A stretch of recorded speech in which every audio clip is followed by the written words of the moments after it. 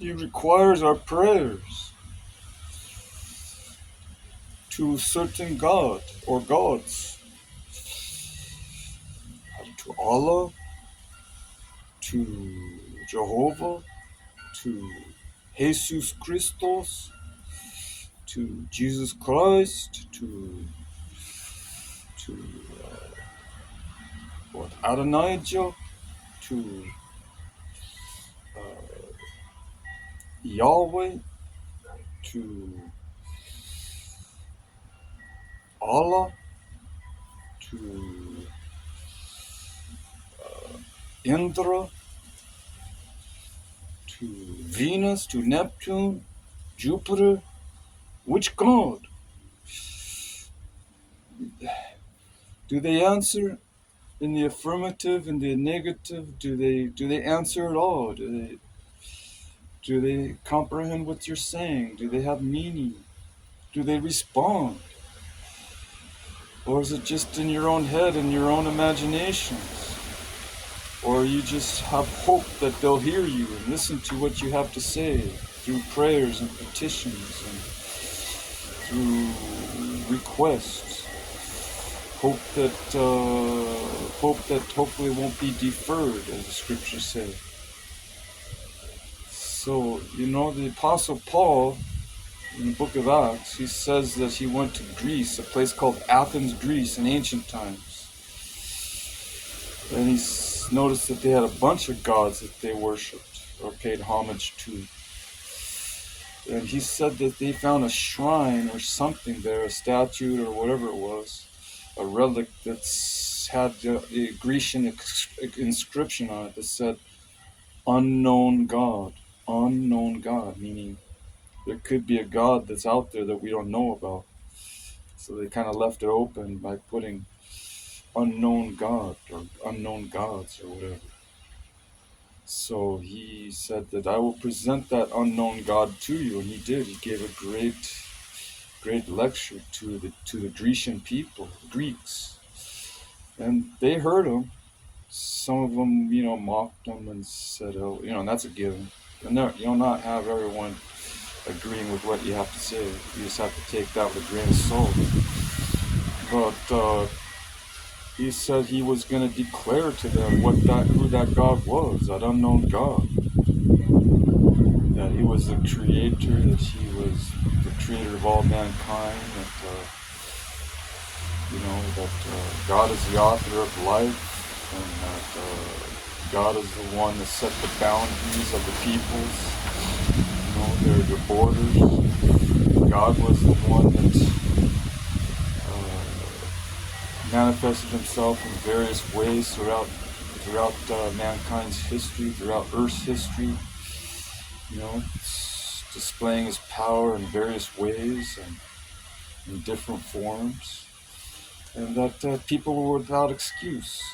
It says that in the book of Romans when he wrote to the Rome people of the believers in Rome, in Italy. He said that everyone in the whole world is without excuse, because even those who haven't heard the message of the gospel or about God, the God of Abraham and Isaac, even if they haven't heard about their God,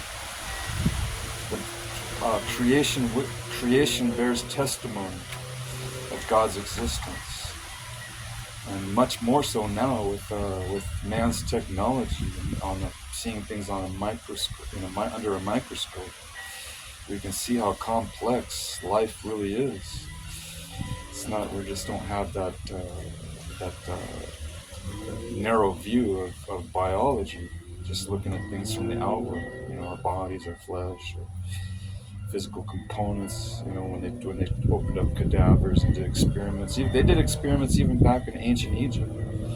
They were looking at people's internal organs and trying to figure stuff out. But now, I think these are so more advanced and more sophisticated than we've ever thought would be. I mean, it's way too complex. Life, very organized, highly highly developed, highly sophisticated. So we have less of an excuse now than mankind did 2,000-3,000 years ago. We have less excuses before God than we ever did. We can't give God any excuses.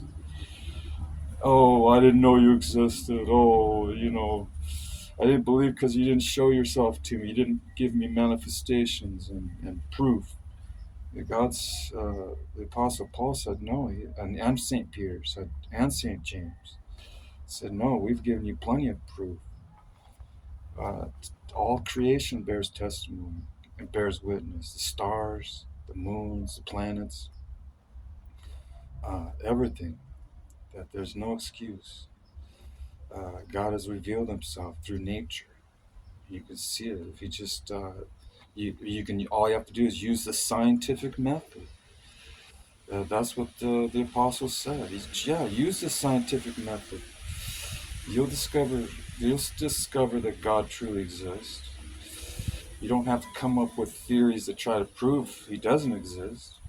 In fact, everything everything that's been presented so far actually solidifies the truth about God, even the negative stuff, because everything breaks down under the truth.